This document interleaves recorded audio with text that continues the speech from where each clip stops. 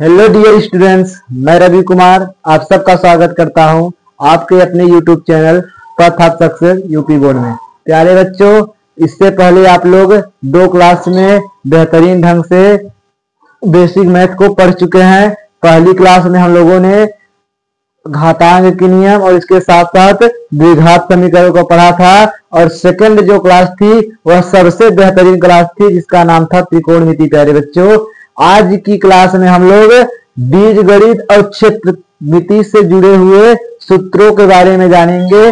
कौन सा सूत्र बहुत जरूरी है। तो प्यारे बच्चों, ज्यादा समय आप लोगों का न लेते हुए टॉपिक पे आते हैं। उससे पहले आप लोग चैनल को सब्सक्राइब करेंगे, वीडियो को लाइक करेंगे और वीडियो पे जोरदार कमेंट करेंगे, और इसके साथ साथ वीडियो को शेयर करेंगे। प्यारे बच्चों, आगे अब हम लोग देखते हैं कि बीजगणित के कुछ महत्वपूर्ण सूत्र। बीजगणित क्या होता है? गणित की वह शाखा जिसमें संख्याओं और अक्षरों को मिलाकर लिखा जाता है, उसे कहा जाता है प्यारे बच्चों बीजगणित। तो उसमें कुछ सूत्र होते हैं, सभी बच्चे जानते हैं, उन सूत्रों पे बात किया जाएगा। तो ज्यादा समय न लेते हुए चलिए हम लोग चलते हैं आप लोगों के क्लास पे। पहला सूत्र होता है प्यारे बच्चों, पहला सूत्र होगा a प्लस बी का होल स्क्वायर।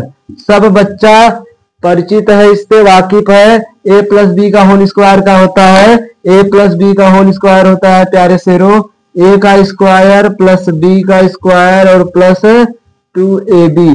जितना आप लोगों को फिजिक्स में सूत्र लगे उतना आप लोगों को करवा दिया जा रहा है। क्लास 10th के बच्चे भी ले सकते हैं, 9th के बच्चे भी इस क्लास को ले सकते हैं। क्यों? क्योंकि बीजगणित सभी क्लासों में अनिवार्य है। इसलिए आप लोग भी इस वीडियो को ज्यादा से ज्यादा अपने छोटे भाई बहन के पास शेयर करेंगे, ताकि उनको भी पता लग सके कि बीजगणित के सूत्र क्या होते हैं। सभी सूत्रों को एक ही जगह एकत्रित कर दिया जा रहा है प्यारे बच्चों। इससे आसान आप लोगों के लिए क्या होगा, इससे बेहतरीन आप लोगों के लिए क्या होगा। अगला सूत्र होता है प्यारे बच्चों, अगला सूत्र होता है a माइनस बी का होल स्क्वायर। और a माइनस बी का होल स्क्वायर होता है प्यारे बच्चों a का स्क्वायर प्लस b का स्क्वायर और माइनस 2ab। प्यारे बच्चों, आगे बढ़ेंगे तो अगला सूत्र क्या आएगा? अगला सूत्र आएगा प्यारे बच्चों, अगला सूत्र आएगा a का स्क्वायर माइनस b का स्क्वायर, यानी a के ऊपर भी स्क्वायर रहे और b के ऊपर भी स्क्वायर रहे और उन दोनों का अंतर पूछे तो इसका फार्मूला होता है एक ब्रैकेट में a प्लस बी और एक ब्रैकेट में a माइनस बी। तो प्यारे बच्चों, आप लोगों को यह फार्मूला पता चल गया। और फार्मूले क्या होते हैं अगला देखेंगे तो अगला फार्मूला होता है प्यारे बच्चों, अगला फार्मूला होता है a square plus B square का। तो इसका 2 फार्मूले होते हैं, दोनों को बात कर लिया जाता है। एक होगा a प्लस बी का होल स्क्वायर और माइनस 2ab, और एक दूसरा फार्मूला होता है प्यारे बच्चों, वह क्या होता है? वह होता है a माइनस बी का होल स्क्वायर और प्लस 2ab। उम्मीद करते हैं कि आप लोगों को यह फार्मूला पता होगा। आगे और आगे बढ़ेंगे प्यारे बच्चों, तो अगला फार्मूला होता है, अगला फार्मूला होता है प्यारे बच्चों a प्लस बी प्लस सी का होल स्क्वायर। अगर इस प्रकार का फार्मूला हो तो इसको खोलेंगे तो क्या आएगा? आएगा a का स्क्वायर प्लस b का स्क्वायर प्लस c का square plus 2ab plus 2bc और प्लस 2ca। इस प्रकार फार्मूला बनेगा प्यारे बच्चों। आगे बढ़ेंगे हम लोग और आगे बढ़ेंगे तो 6 नंबर फार्मूला होगा आप लोगों का a माइनस बी प्लस सी का होल स्क्वायर। क्या होगा प्यारे बच्चों? इसका फार्मूला होगा a का स्क्वायर प्लस b का स्क्वायर प्लस c का स्क्वायर। b यहाँ पर माइनस है प्यारे बच्चों, तो जिसमें b आएगा वह माइनस हो जाएगा, बाकी सभी प्लस रहेंगे। तो आएगा पहले 2ab, तो 2ab वाला माइनस में हो जाएगा माइनस 2bc और प्लस 2ca। इस प्रकार आप लोगों का फार्मूला होगा। अगला फार्मूला प्यारे बच्चों, अगला फार्मूला होगा a प्लस बी माइनस सी का होल स्क्वायर। तो इसका फार्मूला क्या होगा? इसका फार्मूला होगा a का स्क्वायर प्लस बी का स्क्वायर प्लस सी का स्क्वायर। अब सी वाला माइनस में है तो जहां जहां सी आएगा टू के साथ वह माइनस में होगा, बाकी सब प्लस, यानी प्लस 2ab माइनस का 2bc और माइनस का 2ca। प्यारे बच्चों इस तरीके से आप लोगों का यह सूत्र होगा। अगला सूत्र है हमारा, अगला सूत्र है प्यारे बच्चों a माइनस बी माइनस सी का होल स्क्वायर। अगर यह फार्मूला दे देगा तो इसको कैसे करेंगे प्यारे बच्चों, a का स्क्वायर प्लस b का स्क्वायर प्लस c का स्क्वायर। अब माइनस 2ab करेंगे तो b माइनस में था तो हो जाएगा माइनस 2ab, लेकिन जब 2bc करेंगे प्यारे बच्चों तो b भी माइनस में c भी माइनस में, यानी प्लस हो जाएगा 2bc और माइनस 2ca। क्योंकि a वाला हमारा पॉजिटिव है इसलिए a वाला पॉजिटिव रहेगा, c वाला निगेटिव निगेटिव कर देगा। b और c दोनों निगेटिव थे तो निगेटिव निगेटिव पॉजिटिव कर देंगे इसको और यह निगेटिव हो जाएगा। इस प्रकार यह फार्मूला बनेगा। अगला प्यारे बच्चों 9 नंबर सवाल मतलब 9 नंबर फार्मूला होगा a प्लस बी का होल क्यूब। तो a प्लस बी का होल क्यूब अगर दे देगा तो हम लोग लिखेंगे a cube plus B cube plus 3ab और ब्रैकेट में a प्लस बी। इस फार्मूले से सभी बच्चे वाकिफ है, या करके और भी फार्मूला इसको बना सकते हैं। क्या हो जाएगा प्यारे बच्चों, हो जाएगा a cube plus B cube plus 3a square B और प्लस प्लस प्लस हो जाएगा 3ab का स्क्वायर। तो प्यारे बच्चों यह फार्मूला होता है a प्लस बी के होल क्यूब। आगे 10 नंबर हम लोग फार्मूला करेंगे।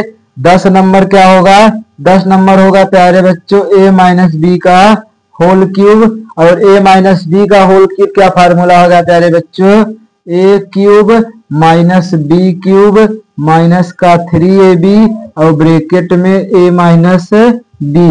या इसका और फार्मूला क्या लिख सकते हैं प्यारे बच्चों, और लिख सकते हैं हम लोग a cube minus B cube और माइनस 3a स्क्वायर बी जब अंदर गुणा होगा और माइनस माइनस प्लस 3ab का स्क्वायर। इस प्रकार आप लोगों का फार्मूला है प्यारे बच्चों। उम्मीद करते हैं कि यह फार्मूला आप लोग जानते होंगे। जो बच्चा नहीं जानता वह बच्चा इससे आप लोग उतारेंगे, फिर इसके बाद और फार्मूले की ओर हम लोग बढ़ेंगे और उसके बाद बीजगणित के सभी फार्मूले को समाप्त करने के बाद क्षेत्रमिति के फार्मूले की ओर बढ़ेंगे। क्षेत्रमिति का मतलब होता है मेंसुरेशन, यानी आकृतियों का जो होता है जैसे आयत, वर्ग, त्रिभुज, सब चतुर्भुज, इनका क्षेत्रफल, इनमें जो जो सूत्र होता है उनसे अलग अलग बात किया जाएगा। तो प्यारे बच्चों 10 फार्मूले को आप लोग उतारिए, फिर आगे की ओर हम लोग बढ़ते हैं। तुरंत प्रभाव से आप लोग इसको नोट करिए प्यारे बच्चों। चलिए प्यारे बच्चों 10 के बाद आगे हम लोग बढ़ेंगे। अगला हमारा जो होगा 11 नंबर। 11 नंबर क्या हो गया प्यारे बच्चों, 11 नंबर का जो फार्मूला होगा, 11 नंबर का फार्मूला आप लोगों को सामने लिखा जा रहा है a क्यूब और माइनस बी क्यूब। अभी तक हम लोगों ने a square minus B square पढ़ा है, अब हम लोग पढ़ेंगे a cube minus B cube. इसका फार्मूला होगा प्यारे बच्चों a माइनस बी और अगले ब्रैकेट में a square plus A B plus B square. प्यारे बच्चों यह फार्मूला होता है a cube minus B cube. उम्मीद करते हैं कि आप लोगों को बेहतरीन ढंग से यह पता होगा। या तो इसकी जगह और क्या आ सकता है प्यारे बच्चों, यह दूसरा फार्मूला इसी की जगह आ सकता है a माइनस बी का होल क्यूब और इसके साथ साथ प्यारे बच्चों प्लस में 3ab और a माइनस बी। जब इसको हल किया जाएगा प्यारे बच्चों तो यही मिलेगा। कैसे मिलेगा, इसको जब हल करेंगे ध्यान से देखिए, आप लोगों के सामने सिद्ध कराया जा रहा है। इसको हल कराएंगे तो a का a में करेंगे तो a क्यूब, a का a b में करेंगे तो प्लस का a स्क्वायर b और a का b में करेंगे तो plus a b square, minus b का जब इसमें करेंगे तो minus a square b minus plus minus इसका जब करेंगे बी का इसमें प्यारे बच्चों तो यह हो जाएगा ए बी स्क्वायर और minus plus minus B cube. इससे ये कट गया, इससे ये कट गया, A cube minus B cube देखिए बच्चों सिद्ध हो गया। तो इस प्रकार से हम लोग करेंगे इसको, यह फार्मूला होता है सिद्ध करने का। जब इसको खोलेंगे इसका हम लोग जानते होता है a cube minus B cube minus 3a square B और प्लस 3ab का स्क्वायर, और प्लस में दिया है 3a स्क्वायर बी और plus minus minus 3ab square. यानी इससे प्यारे बच्चों यह कटेगा, इससे यह कटेगा और a cube minus B cube आप लोगों के सामने दिखेगा। तो दोनों फार्मूले को आप लोग लिखेंगे, जो आप लोगों को जरूरत रहेगा उसको उतार लेंगे, मतलब उसको सूत्र सवाल में लगाएंगे प्यारे बच्चे। उतारना दोनों है और दोनों आप लोगों को समझना है। अगला अगला यानी 12 नंबर हम लोग पढ़ेंगे। 12 नंबर क्या फार्मूला होगा? 12 नंबर होगा ए क्यूब प्लस बी क्यूब, और इसका फार्मूला होता है प्यारे बच्चों एक ब्रैकेट में ए प्लस बी और अगले ब्रैकेट में ए स्क्वायर माइनस का ए बी और प्लस का बी स्क्वायर। प्यारे बच्चों जब इसको हल करेंगे तो यही आएगा, और या करके एक फार्मूला और लिखेंगे, क्या होगा? ए माइन प्लस बी का होल क्यूब। क्या लिखेंगे प्यारे बच्चों? ए प्लस बी का होल क्यूब, ए प्लस बी का। या फिर इसका प्यारे बच्चों इस तरह से नहीं होता, इसका एक ही फार्मूला होता है, तो आप लोग बस उसी को नोट करेंगे, इस फार्मूले को नोट कर लेंगे आप लोग। आगे हम लोग बढ़ेंगे। 12 के बाद क्या आएगा? 13। और बीजगणित में क्या फार्मूले हो सकते हैं प्यारे बच्चों? और बीजगणित में अगर देखेंगे तो बीजगणित में और फार्मूले तो शायद नहीं होते, फिर भी अगर देखा जाए तो इसकी जगह एक आंख को बनाकर हम अपने से बता दे रहे हैं आप लोगों को। इसकी जगह क्या लिख सकते हैं हम लोग? या करके और फार्मूला इसका बना सकते हैं ए प्लस बी का होल क्यूब, और इसमें प्यारे बच्चों इसमें हम लोग क्या कर सकते हैं? इसमें हम लोग कर सकते हैं माइनस का 3ab और ब्रैकेट में प्यारे बच्चों a माइनस बी। अगर इस प्रकार इसको करेंगे तो ये फार्मूला भी इसी की तरह बन जाएगा। तो यह 12 फार्मूला आप लोगों को याद करना है बेहतरीन ढंग से, इसी को आप लोगों को समझना है और यही आप लोगों को याद करना है। बीजगणित का इतना फार्मूला होता है, और भी हम लोग बात कर सकते हैं बीजगणित के फार्मूले पे, तो होगा तो अभी बता दिया जाएगा प्यारे बच्चों, कुछ याद आएगा। बाकी हमारे हिसाब से हमें लग रहा है कितना ही फार्मूला बीजगणित में लगभग काम करता है। तो आप लोग ज्यादा समय न लेते हुए इसको उतारिए, और इस तरफ हम लोग क्षेत्रमिति के फार्मूले को देखते हैं। क्षेत्रमिति के कुछ महत्वपूर्ण सूत्र, यानी क्या क्या होते हैं प्यारे बच्चों? लिखेंगे some important formula of algebra. Sorry बच्चों, अलजेब्रा नहीं बल्कि मेंसुरेशन।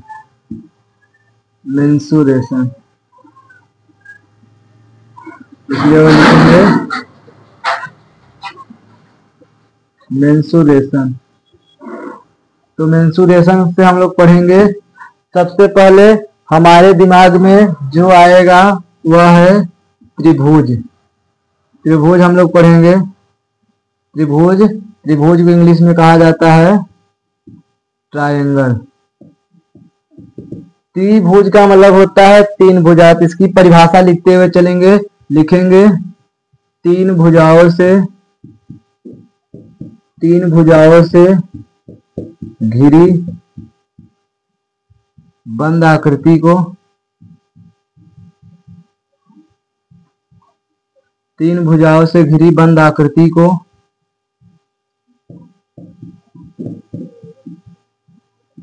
त्रिभुज कहते हैं प्यारे बच्चों। उदाहरण अगर देखेंगे तो ये रहा एक उदाहरण, इसमें ए बी सी, यानी लिखेंगे उपरोक्त ए बी सी एक त्रिभुज है प्यारे बच्चों। अब त्रिभुज से जुड़ी हुई बेहतरीन बातों को सीखेंगे। त्रिभुज कितने प्रकार का होता है, उनकी परिभाषा, उनके सूत्र, और त्रिभुज के बाद आयत, वर्ग, चतुर्भुज, सभी को बेहतरीन ढंग से आप लोगों को सिखाने का प्रयास किया जाएगा। तो प्यारे बच्चों अंत तक जुड़े रहिए। आप लोगों को क्षेत्रमिति हर टाइप से बता दिया जाएगा, बीजगणित का सूत्र हर प्रकार से बता दिया गया है। तो ज्यादा समय न लेते हुए आप लोग इसको उतारिए, फिर अलग से हम लोग त्रिभुज के बारे में बात करते हैं कि त्रिभुज क्या होता है, त्रिभुज के गुण क्या होते हैं, त्रिभुज की क्या नियम, क्या सीमाएं होती है। प्यारे बच्चों तुरंत प्रभाव से आप लोग इसको नोट करिए।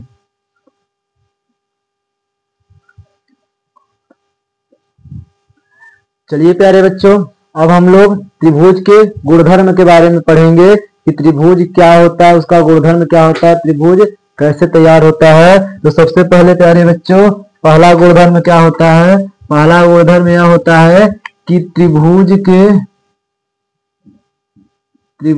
के तीनों कोणों का योग 180 डिग्री होता है। प्यारे बच्चों यह है त्रिभुज का पहला गुणधर्म। मान के चलिए हमारे साथ एक त्रिभुज दे दिया है, इसका नाम ए बी सी है। ए बी सी नाम का त्रिभुज है जिसमें कोण ए है, कोण बी है और कोण सी है। प्यारे बच्चों तो पहले गुणधर्म के अनुसार कोण ए प्लस कोण बी और प्लस कोण सी बराबर 180 डिग्री होगा। यह त्रिभुज का पहला गुणधर्म होता है। आप लोग इसको नोट करेंगे प्यारे बच्चों। अगला गुणधर्म क्या होता है, अगला गुणधर्म यह होता है कि त्रिभुज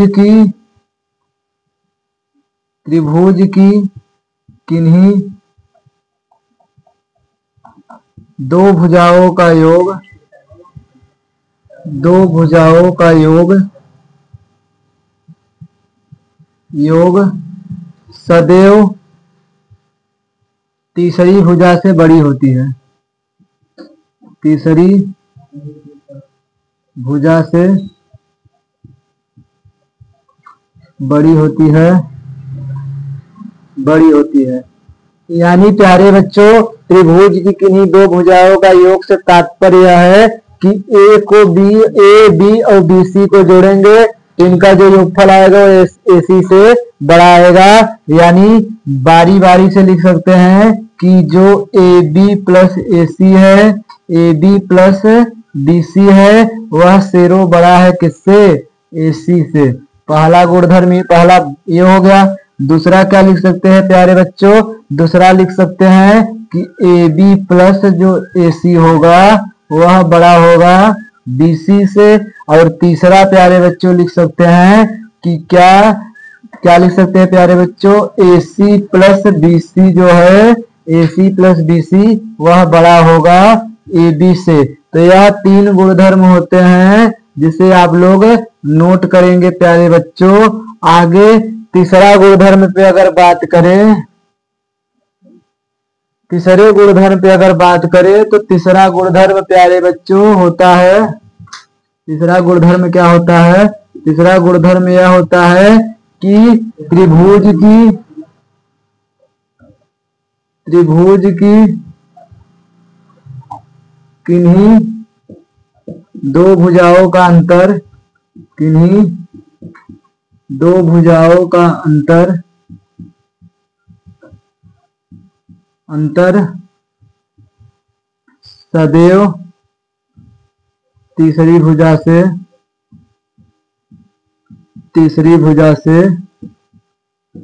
छोटी होती है।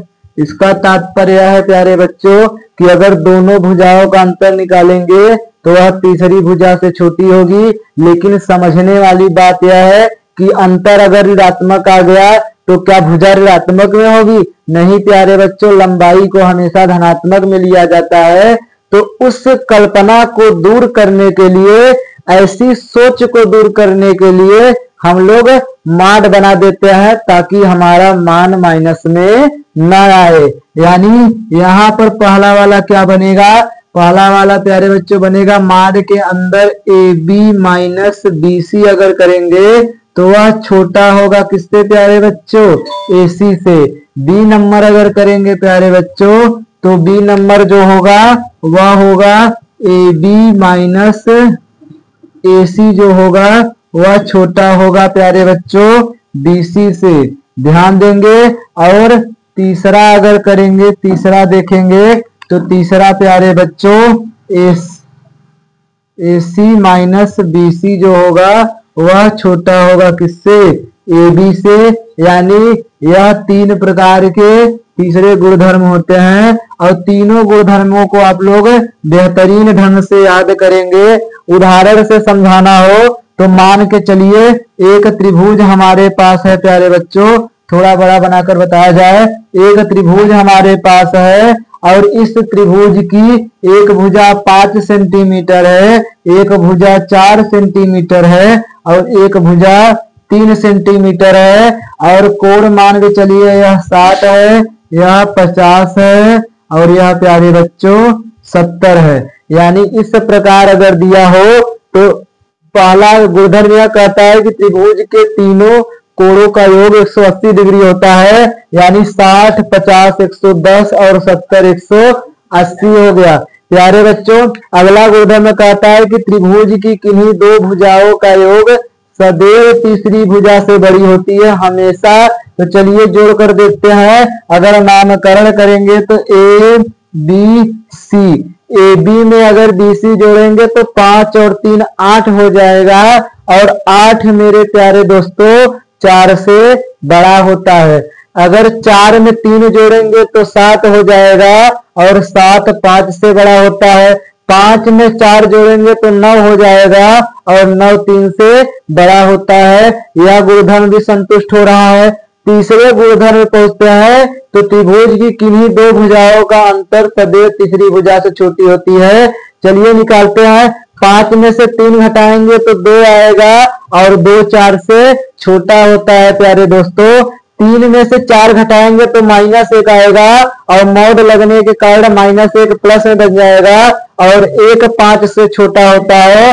5 में से 4 घटाएंगे 1 आएगा और 1 मेरे प्यारे शेरों 3 से छोटा होता है। तो इस प्रकार आप लोगों का होता है। यहाँ उदाहरण दिया है तो इसको आप लोग ध्यान से समझेंगे। इस प्रकार के 3 गुणधर्म त्रिभुज के होते हैं। अब इसके बाद हम लोग बात करेंगे त्रिभुज के प्रकार के। प्यारे बच्चों त्रिभुज को 2 प्रकारों मतलब 2 तरीकों से बांटा जाता है, एक कोण के आधार पर और एक भुजा के आधार पर। तो आप लोग चिंता मत करिए, जब इस क्लास का नाम ही है बेसिक तो 1 घंटे की क्लास हो, 1.5 घंटे की क्लास हो, 2 घंटे की, 2.5 घंटे की क्लास होगी, लेकिन पूरे देश को पढ़ाकर तभी छोड़ा जाएगा आप लोगों को। यह क्लास आप लोगों के लिए वरदान सिद्ध होगा प्यारे बच्चों। चाहे जो इस क्लास को देख के अपने तैयारी कर सकता है। तो मेरे प्यारे दोस्तों आप लोग इसको उतारेंगे त्रिभुज के गुणधर्म को, फिर हम लोग आगे की ओर बढ़ते हैं त्रिभुज के वर्गीकरण में यानी क्लासिफिकेशन ऑफ ट्रायंगल में बढ़ेंगे। तो प्यारे दोस्तों इंग्लिश में नाम है ट्रायंगल और हिंदी में नाम है त्रिभुज। यानी भुज के आधार पर 3 होनी चाहिए और ट्राई का मतलब 3, एंगल का मतलब होता है। तो प्यारे बच्चों तो कोण के आधार पर भी कितने प्रकार के त्रिभुज होते हैं इस प्रकार हम लोग समझेंगे। तो ज्यादा समय आप लोगों का न लेते हुए आगे की ओर बढ़ते हैं, तब तक आप लोग इसको नोट करिए प्यारे बच्चों। चलिए प्यारे बच्चों अब हम लोग आगे पढ़ेंगे। आगे हमें पढ़ना है त्रिभुज का वर्गीकरण। त्रिभुज का वर्गीकरण यानी इंग्लिश में बात किया जाए प्यारे बच्चों तो क्लासिफिकेशन ऑफ ट्रायंगल। हमें त्रिभुज का वर्गीकरण पढ़ना है प्यारे बच्चों। तो त्रिभुज को दो भागों में बांटा गया है। कौन कौन सा, बहुत ध्यान से समझेंगे प्यारे बच्चों। उन दोनों भागों में एक है भुजा के आधार पर, यानी किसके आधार पर मेरे प्यारे शेरों, भुजा के आधार पर।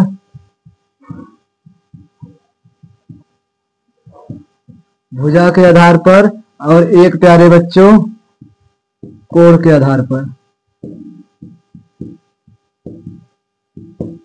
यानी on the basis of sides, और अगला होता है on the basis of angle प्यारे बच्चों।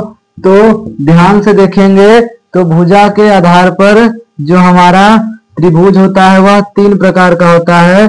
पहला प्यारे बच्चों न्यून कोण, न्यून कोण त्रिभुज। दूसरा प्यारे बच्चों न्यून कोण त्रिभुज, दूसरा अधिक कोण त्रिभुज, अधिक कोण त्रिभुज, अधिक कोण त्रिभुज। और तीसरा हमारा होता है प्यारे बच्चों समकोण त्रिभुज, समकोण त्रिभुज। और इन तीनों में सबसे मेन है प्यारे बच्चों समकोण त्रिभुज। नंबरिंग करेंगे तो यह पहला प्रकार होता है, यह दूसरा प्रकार, और यह तीसरा प्रकार।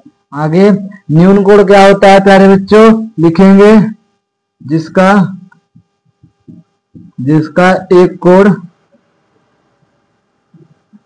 90 डिग्री से कम हो, यानी ऐसा त्रिभुज जिसका एक कोण 90 डिग्री से कम हो उसे हम लोग कौन सा त्रिभुज कहेंगे प्यारे बच्चों, न्यून कोण त्रिभुज। अधिक कोण क्या होता है, लिखेंगे जिसका एक कोण 90 डिग्री से अधिक हो, उसे हम लोग क्या कहेंगे प्यारे बच्चों, अधिक कोण। जैसे न्यून कोण का अगर चित्र बनाकर बताना हो प्यारे बच्चों तो इस प्रकार ध्यान से देखेंगे।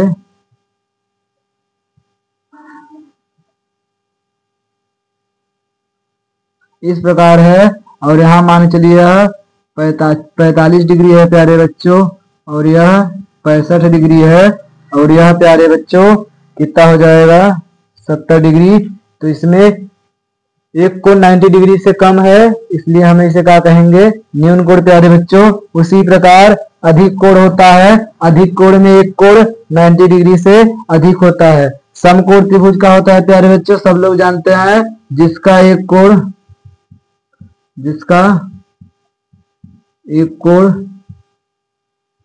90 डिग्री हो, उसे हम लोग समकोण त्रिभुज कहते हैं। समकोण त्रिभुज में, समकोण त्रिभुज के बारे में हम लोग पिछले क्लास में यानी त्रिकोणमिति में बेहतरीन ढंग से पढ़कर आए हैं। यहाँ उसका एक बार रिवाइज करवा दिया जाएगा। जो बच्चा उस क्लास को अभी तक नहीं देखा है तो इस वीडियो के लिंक में, उस वीडियो को डिस्क्रिप्शन में उस वीडियो का लिंक है, तो आप लोग जाकर देख सकते हैं, या फिर चैनल के प्लेलिस्ट में जाकर वहां देख सकते हैं प्यारे बच्चों। अब बात करते हैं कोण के आधार पर। तो कोण के आधार पर भी तीन प्रकार का होता है हमारा।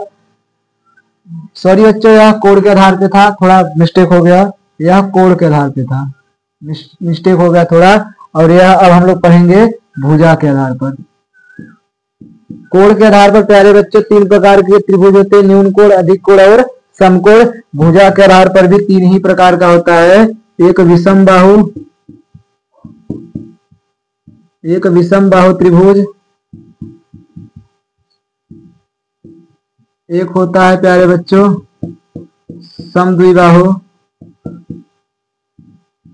समद्विबाहु त्रिभुज, और एक होता है प्यारे बच्चों समबाहु त्रिभुज। न्यून कोण, अधिक कोण के बारे में हमें ज्यादा जानकारी नहीं लेनी है, हमें एक समकोण त्रिभुज के बारे में पढ़ना है, तो इसको पूरा पढ़ाया जाएगा। विषम बाहु त्रिभुज के बारे में पूरा सूत्र, उसका क्षेत्रफल, परिमाप सब निकालना सिखाया जाएगा। समद्विबाहु सिखाया जाएगा और समबाहु भी सिखाया जाएगा प्यारे बच्चों। तो आप लोग जुड़े रहिए इसके साथ, तब हम लोग क्या करेंगे, सभी को सीखने का प्रयास करेंगे प्यारे बच्चों। तो आप लोग इसको उतारिए, फिर अगला हम लोग समकोण त्रिभुज पढ़ते हैं, अगला समकोण त्रिभुज के बारे में समझते हैं। तो प्यारे बच्चों तुरंत प्रभाव से आप लोग इसको उतारिए। चलिए प्यारे बच्चों, अब हम लोग समकोण त्रिभुज को विस्तार से पढ़ते हैं तो समकोण त्रिभुज का होता है जिसका एक कोण 90 डिग्री हो। तो लिखेंगे ऐसा त्रिभुज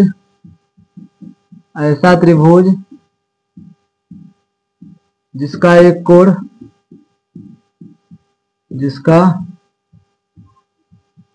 एक कोण समकोण हो, समकोण यानी प्यारे बच्चों 90 डिग्री हो, कामा करके लिखेंगे समकोण त्रिभुज कहलाता है। समकोण त्रिभुज कहलाता है। प्यारे बच्चों ऐसा त्रिभुज जिसका एक कोण समकोण हो समकोण त्रिभुज कहलाता है। आप लोगों के सामने एक चित्र बना दिया जा रहा है, ध्यान से देखेंगे। इस चित्र में थोड़ा इधर से बना दिया जाता है प्यारे बच्चे क्योंकि अभी लिखना भी है। इस त्रिभुज में अगर ध्यान से देखेंगे, इस त्रिभुज में नामकरण करेंगे, यहाँ ए, यहाँ बी, यहाँ सी, ये है 90 डिग्री, ये है प्यारे बच्चों थीटा डिग्री। तो यह है हमारा समकोण त्रिभुज। क्या है प्यारे बच्चों? समकोण त्रिभुज। यह है समकोण त्रिभुज। आगे प्यारे बच्चों समकोण त्रिभुज में 90 डिग्री के सामने वाली जो भुजा होती है उसे कहा जाता है कर्ण। क्या कहा जाता है? कर्ण प्यारे बच्चों हाइपाटीनस। थीटा के सामने जो भुजा होती है उसे कहा जाता है लंब। लंब का मतलब क्या होता है प्यारे बच्चों? परपेंडिकुलर। लंब को कहते हैं परपेंडिकुलर।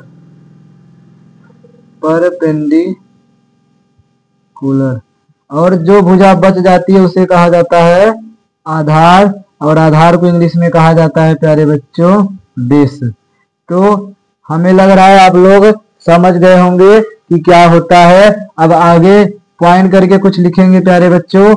सबसे पहले जान लीजिए ऐसा त्रिभुज जिसका एक कोण समकोण होता है समकोण त्रिभुज कहलाता है। जैसे एबीसी में बी हमारा 90 डिग्री है तो यह समकोण कहलाएगा, और एक हम लोग थीटा कोण मान लेंगे तो थीटा के सामने लंब 90 डिग्री के सामने प्यारे बच्चों कर्ण होता है। तो लिखेंगे पॉइंट करके लिखेंगे, क्या लिखना है प्यारे बच्चों? लिखेंगे समकोण त्रिभुज, समकोण के सामने यानी समकोण 90 डिग्री के सामने भुजा को कर्ण कहते हैं। क्या कहते हैं प्यारे बच्चों? कर्ण कहते हैं।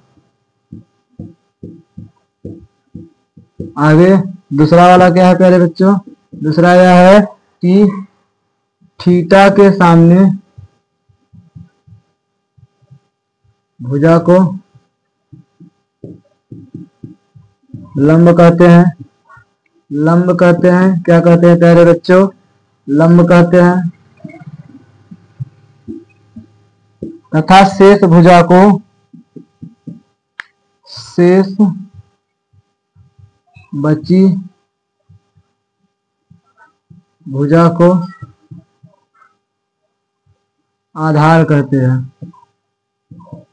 क्या कहते हैं मेरे प्यारे बच्चों? आधार कहते हैं। आधार कहते हैं। इस प्रकार होता है समकोण त्रिभुज में। उम्मीद करते हैं समकोण त्रिभुज आप लोगों को बेहतरीन ढंग से समझ में आया होगा। अब इसी के आगे हम लोग लिखेंगे पाइथागोरस प्रमेय। क्या लिखेंगे? पाइथागोरस प्रमेय, यानी समकोण त्रिभुज में लगने वाला जो प्रमेय होता है उसे कहा जाता है पाइथागोरस प्रमेय। पाइथागोरस प्रमेय क्या होता है? पाइथागोरस प्रमेय प्यारे बच्चों, पाइथागोरस प्रमेय में जो कर्ण का स्क्वायर होता है, कर्ण का स्क्वायर वह बराबर होता है लंब के स्क्वायर के और प्लस आधार के स्क्वायर के। यानी कर्ण का जो वर्ग होता है वह अन्य दोनों भुजाओं के वर्गों के योग के बराबर होता है। इस प्रकार हमारा पाइथागोरस प्रमेय होता है प्यारे बच्चों। इसको नोट डाउन करेंगे। यह अभी त्रिकोणमिति की बातें ही चल रही थी। अब हम लोग सूत्र के बारे में सीखेंगे कि सूत्र क्या होता है। इतना प्यारे बच्चों को आप लोगों को पढ़ना है। आगे हम लोग लिखेंगे यहाँ देखिए आप लोग, या फिर यहाँ नोट करके प्यारे बच्चों लिखेंगे, समकोण त्रिभुज के, समकोण त्रिभुज के महत्वपूर्ण सूत्र, महत्वपूर्ण सूत्र। क्या होता है सूत्र प्यारे बच्चों? महत्वपूर्ण सूत्र में सबसे पहला समकोण त्रिभुज का क्षेत्रफल, समकोण त्रिभुज का क्षेत्रफल, समकोण त्रिभुज का क्षेत्रफल। क्या होता है समकोण त्रिभुज का क्षेत्रफल प्यारे बच्चों? होता है 1/2 गुणित आधार और इंटू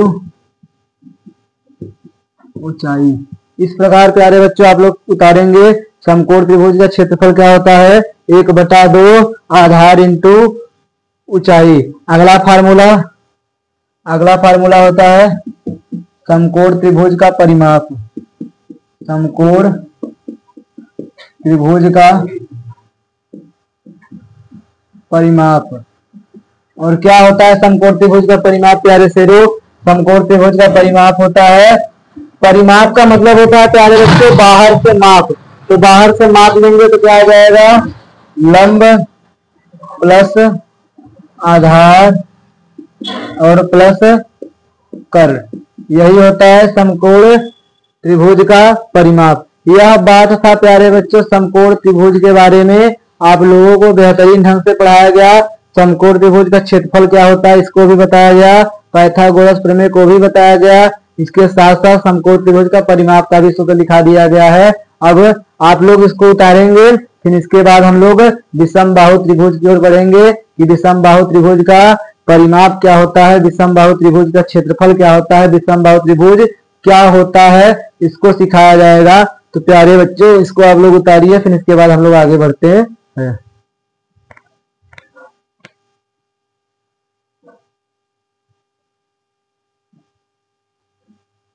चलिए प्यारे बच्चों अब हम लोग पढ़ेंगे विषम बाहु त्रिभुज के बारे में। क्या पढ़ेंगे?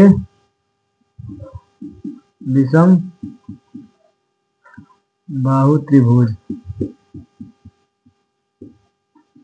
विषम बाहु त्रिभुज क्या होता है प्यारे बच्चों? लिखेंगे, यहाँ लिखा है विषम बाहु, बाहु का मतलब होता है भुजा और विषम का मतलब होता है बराबर न हो, यानी जो बराबर न उसे विषम कहा जाता है, और बाहु का मतलब होता है भुजा। तो लिखेंगे ऐसा त्रिभुज, ऐसा त्रिभुज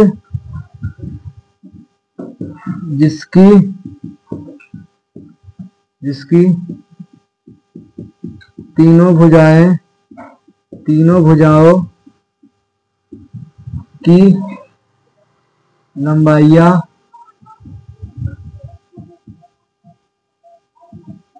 समान न हो, समान न हो, उसे हम लोग क्या कहते हैं प्यारे बच्चों? उसे कहते हैं विषम बाहु त्रिभुज, यानी विषम बाहु त्रिभुज कहलाता है।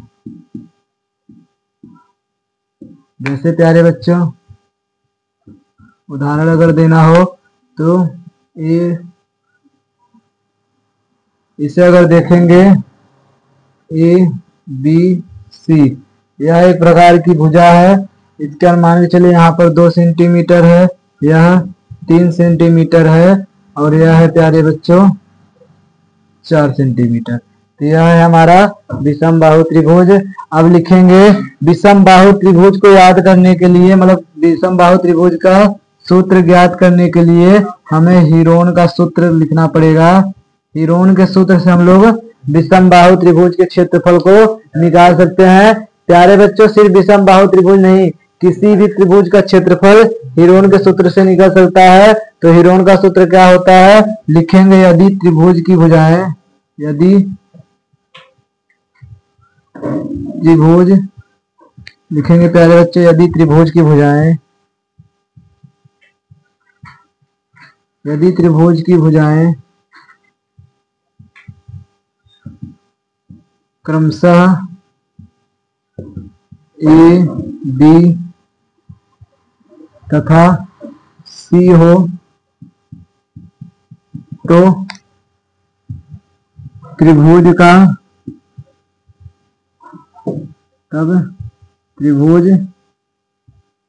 का क्षेत्रफल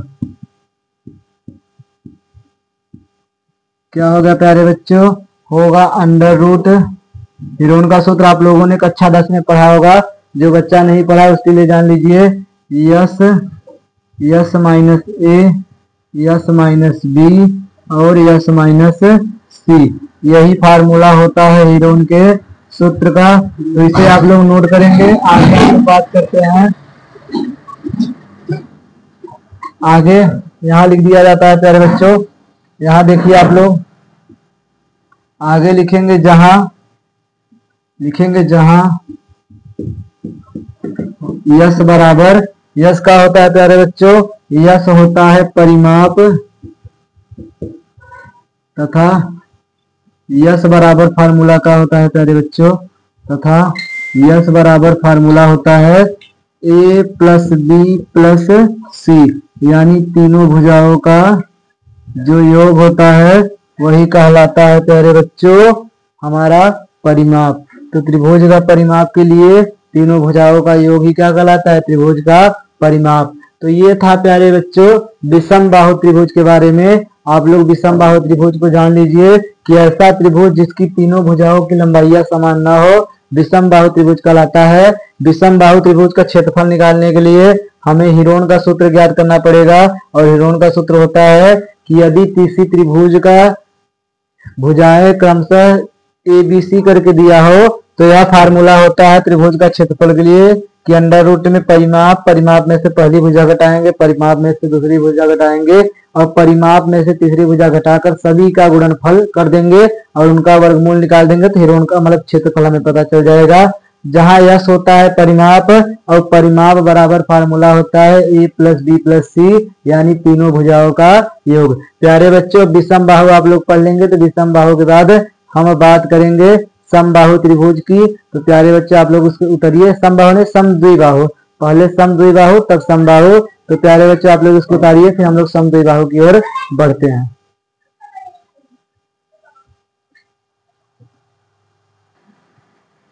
चलिए प्यारे बच्चों अब बी नंबर हम लोग पढ़ के पढ़ेंगे समद्विबाहु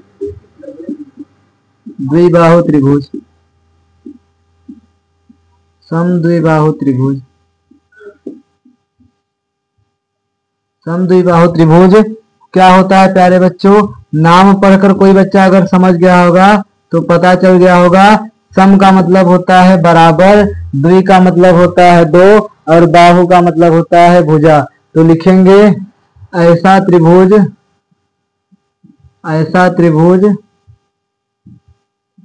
जिसकी दो भुजाओं की लंबाइयां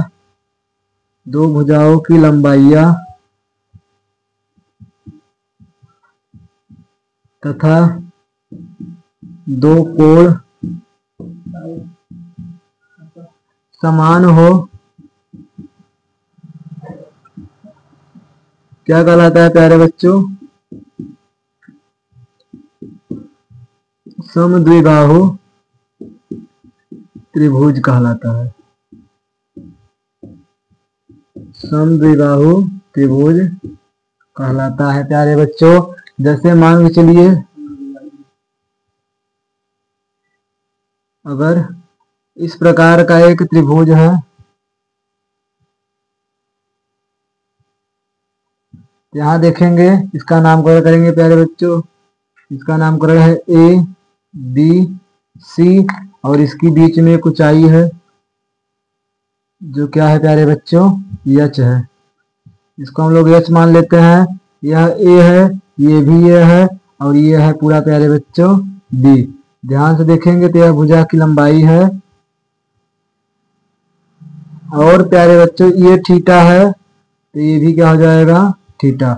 इस प्रकार का समकोण त्रिभुज होता, समद्विबाहु त्रिभुज होता है। बहुत ध्यान से समझेंगे प्यारे बच्चों। अब सूत्र लिखेंगे पहला सूत्र होगा सम, क्या होगा प्यारे बच्चों, पहला सूत्र होगा सम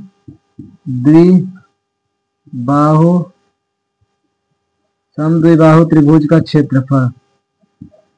सम द्विबाहु त्रिभुज का क्षेत्रफल क्या होगा प्यारे बच्चों, क्षेत्रफल होगा इसका 1/4 इंटू बी, और करड़ी में होगा प्यारे बच्चों ए स्क्वायर माइनस बी स्क्वायर।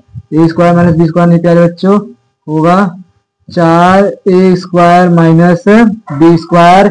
यह पहला सूत्र होगा आप लोगों का। क्या होगा प्यारे बच्चों, 1/4 इंटू बी और करड़ी में 4 ए स्क्वायर माइनस बी स्क्वायर। अगर हिंदी में किसी बच्चों को लिखना है तो हिंदी में क्या लिख सकता है, हिंदी में लिख सकता है प्यारे दोस्तों कि 1/4 और इसके साथ बी का मतलब होता है आधार की लंबाई और √4 इंटू समान भुजाओं का वर्ग और माइनस आधार का वर्ग। अगर एच निकालना हो तब तो यहाँ देखेंगे प्यारे बच्चों, यहाँ लिखा जाएगा दूसरा समद्विबाहु त्रिभुज की ऊंचाई। समद्विबाहु त्रिभुज की ऊंचाई का सूत्र क्या होता है, यानी मेरे प्यारे दोस्तों एच बराबर अगर पूछेगा तो एच बराबर होगा 1/2 और √4 ए स्क्वायर माइनस बी स्क्वायर होता है। अब ध्यान से समझेंगे यह फार्मूला कैसे आया। फार्मूला क्या होता है, त्रिभुज का क्षेत्रफल जब समकोण त्रिभुज पढ़ाया जा रहा था तो त्रिभुज का क्षेत्रफल बताया गया था कि 1/2 इंटू आधार और इंटू ऊंचाई होता है प्यारे बच्चों। तो 1/2 अपनी जगह, आधार हमारा b था तो b लिख दिए, और ऊंचाई कितना है 1/2 √4 ए स्क्वायर माइनस बी स्क्वायर। 1/2 में 1/2 का गुणा करेंगे तो 1/4 हो जाएगा और b और √4 ए स्क्वायर माइनस बी स्क्वायर। ध्यान से देखेंगे तो यही फार्मूला यहाँ लिखा है। तो किसी भी त्रिभुज का क्षेत्रफल 1/2 आधार इंटू ऊंचाई से निकला जाता है जब ऊंचाई दिया रहे तब प्यारे बच्चों। इस फार्मूले को आप लोग ध्यान से देखेंगे, चाहे तो ऐसे याद कर लीजिए चाहे निकालना सीख जाइए। अगला फार्मूला क्या होगा, अगला फार्मूला होगा समद्विबाहु त्रिभुज का परिमाप। समद्विबाहु त्रिभुज का परिमाप क्या होगा प्यारे बच्चों, यानी यस बराबर करेंगे तो ए में ए जोड़ेंगे यानी 2a + b, यही इसका क्या हो जाएगा परिमाप। यानी दोनों भुजा में तीसरी भुजा को अगर जोड़ देंगे मेरे प्यारे शेरों तो वह क्या हो जाएगा, वह हो जाएगा 2a + b। परिमाप को पेरीमीटर कहते हैं लेकिन लिखा जाता है यस से। इस बात को आप लोग ध्यान देंगे तो आप लोग समद्विबाहु त्रिभुज को उतारेंगे और फिर लास्ट में हम लोग त्रिभुज को पढ़ेंगे समबाहु त्रिभुज को, और फिर इसके बाद इस क्लास को आप लोगों को समाप्त कर दिया जाएगा। 2 पार्ट में इस क्लास को खत्म किया जाएगा प्यारे बच्चों। जैसा कि आप लोगों को बताया गया कि चाहे 1.5 घंटे की क्लास हो, चाहे 2 घंटे की, चाहे 2.5 घंटे की, पढ़ाया पूरा जाएगा। लेकिन उन क्लासों को 2 भागों में बांटकर यानी 1.5 घंटे, 2 घंटे, 2.5 घंटे को 2 भागों में बांट के आप तक दिया जाएगा ताकि आपको बोर फील न हो। तो प्यारे बच्चों इसको उतारेंगे, फिर इसके बाद हम लोग समबाहु त्रिभुज की ओर बढ़ेंगे और फिर अगले क्लास में हम लोग पढ़ेंगे प्यारे बच्चों चतुर्भुज, आयत और भी अनेक आकृतियों को। तो इसको आप लोग उतारेंगे, फिर हम लोग समबाहु त्रिभुज की ओर बढ़ते हैं।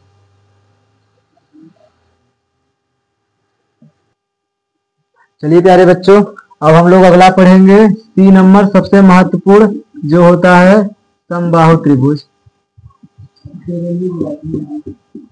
समबाहु त्रिभुज प्यारे बच्चों, प्यारे शेरों और शेरनियों, मेरे प्यारे भाई और बहनों, हम लोग पढ़ेंगे समबाहु त्रिभुज को।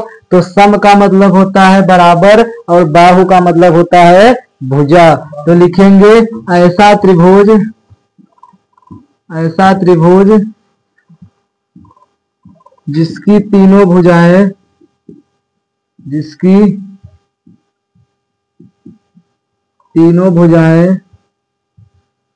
भुजाओं की लंबाइयां लिख लीजिए। तीनों भुजाओं की लंबाइयां समान तथा प्रत्येक कोण भी समान का मतलब प्यारे बच्चों 60 डिग्री हो, उसे हम लोग क्या कहेंगे? उसे कहेंगे समबाहु त्रिभुज, यानी समबाहु त्रिभुज कहलाता है। तो ये हो गया प्यारे बच्चों समबाहु त्रिभुज। आगे जैसे देखा जाए उदाहरण मान के चलिए प्यारे बच्चों, अगर इसको देखेंगे तो यहाँ थोड़ा सा मिस्टेक हो गया, सीधा और बना दीजिए। अगर इस प्रकार इस त्रिभुज को देखेंगे, इसकी तीनों भुजा देखने में बराबर लगेगी, ए बी सी, यानी यहाँ भी ए हो प्यारे बच्चों, यहाँ भी ए हो और यहाँ भी ए हो, तथा इसके बीच की जो ऊंचाई हो, ऊंचाई कितना हो प्यारे बच्चों? एच हो। ऊंचाई कितना हो? एच हो। अगर इस प्रकार दिया हो तो यह हमारा समबाहु त्रिभुज होगा। अब समबाहु त्रिभुज में लिखेंगे यदि समबाहु त्रिभुज का, या पेन से लिख लेते हैं, लिखेंगे यदि समबाहु त्रिभुज का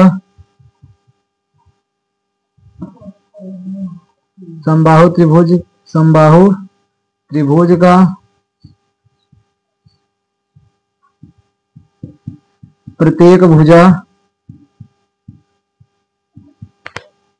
ए सेमी हो, तब ए सेमी कह सकते हैं प्यारे बच्चों, या फिर प्रत्येक भुजा की लंबाई ए हो, ऐसे लिख लीजिए, क्योंकि सेंटीमीटर मीटर में दिया रहेगा, बदलना पड़ेगा। प्रत्येक भुजा की लंबाई ए हो, तब पहला सूत्र क्या बनेगा? पहला सूत्र बनेगा समबाहु त्रिभुज का क्षेत्रफल। समबाहु त्रिभुज का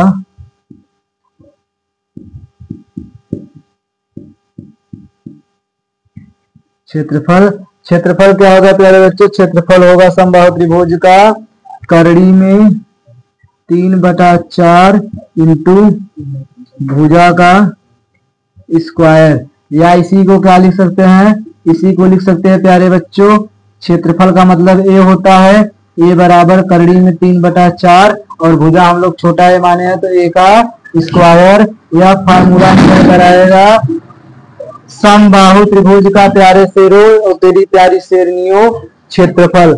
आगे हम लोग दूसरा फार्मूला जो निकल के आएगा वो यहाँ देखेंगे। दूसरा फार्मूला होगा समबाहु त्रिभुज का परिमाप। समबाहु त्रिभुज का परिमाप का क्या फार्मूला होगा? परिमाप का फार्मूला होता है मेरे प्यारे दोस्तों, परिमाप का फार्मूला होता है 3 गुणे भुजा, यानी तीनों को अगर नाप लेंगे हम लोग तो उसे क्या हो जाएगा? परिमाप निकल जाएगा। अर्थात इसी को क्या लिख सकते हैं? अर्थात प्यारे बच्चों परिमाप का मतलब होता है यश और भुजा का मतलब होता है ए, यानी यश बराबर 3a निकल कर आएगा प्यारे दोस्तों। आगे तीसरा नंबर क्या फार्मूला होगा? तीसरा नंबर फार्मूला होगा समबाहु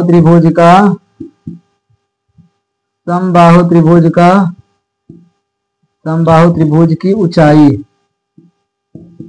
और इसका फार्मूला होता है प्यारे बच्चों, इसका फार्मूला होता है करड़ी में 3/2 इंटू भुजा, यानी क्या हो जाएगा प्यारे बच्चों? करड़ी में 3/2 इंटू भुजा, अर्थात ऊंचाई बराबर क्या होता है? अर्थात ऊंचाई बराबर यच होता है, और यच बराबर क्या फार्मूला निकल कर आएगा? करड़ी में 3/2 और इंटू ए, यानी प्यारे बच्चों यही फार्मूला आप लोगों का होता है समबाहु त्रिभुज का। अब अगर सम मतलब त्रिभुज का क्षेत्रफल होता है 1/2 आधार इंटू ऊंचाई। उससे अगर इसको निकालना हो तो कैसे निकलेगा प्यारे बच्चों, ध्यान से देखेंगे। यहाँ पर 1/2 आधार कितना है हमारा a है और ऊंचाई हमारा कितना है, करड़ी में 3/2 इंटू ए। 2 से 2 में गुणा करेंगे तो 1/4 और करड़ी में 3 और ए में ये करेंगे a²।